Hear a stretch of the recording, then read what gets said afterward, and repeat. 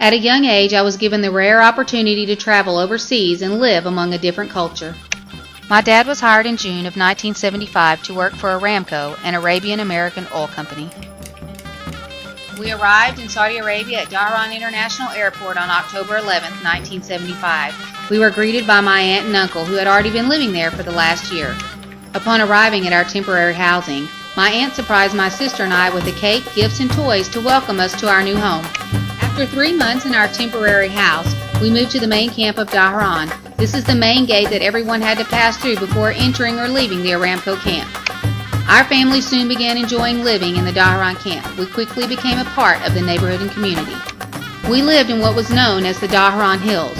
We lived in a section known as Nomad. We had a corner house, and my parents thought that was awesome. My sister and I attended Aramco schools for the 5 years we lived in Dhahran. We rode air-conditioned Mercedes school buses. Actually, we rode buses everywhere inside the camp. There was always a bus to take us wherever we wanted to go. I got involved in the community activities, including participating in brownies. This is my group marching in a parade.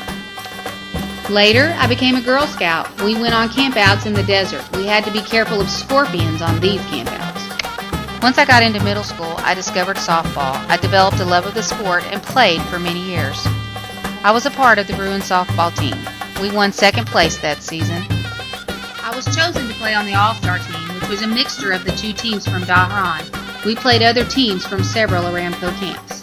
I also joined the swim league. I was a member of the Dhahran Stingrays. My favorite and best stroke was freestyle.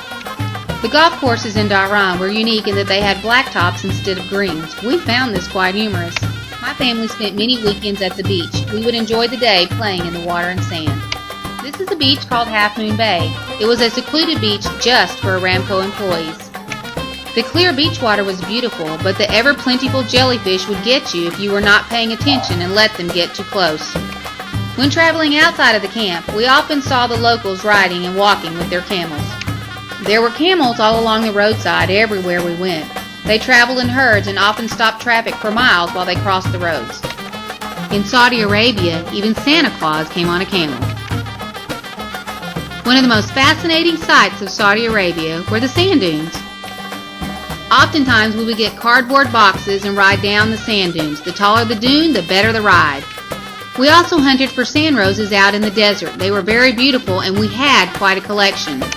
Our family would visit the local city of Al-Khabar. There they had a fresh fish market and a fresh vegetable market.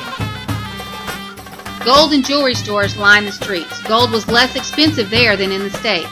My mom made plenty of purchases while we lived there. One of my favorite things to eat when we visited the Khobar market was a shawarma. These were made with chicken or lamb meat, tomatoes, and a special sauce all rolled into Arab bread.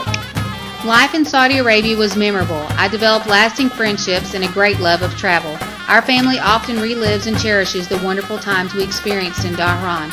We will forever feel connected to this Middle Eastern country. Living in Saudi Arabia was the opportunity of a lifetime and an amazing experience. By living in a different culture, I gained an appreciation for the freedoms and choices we have as Americans.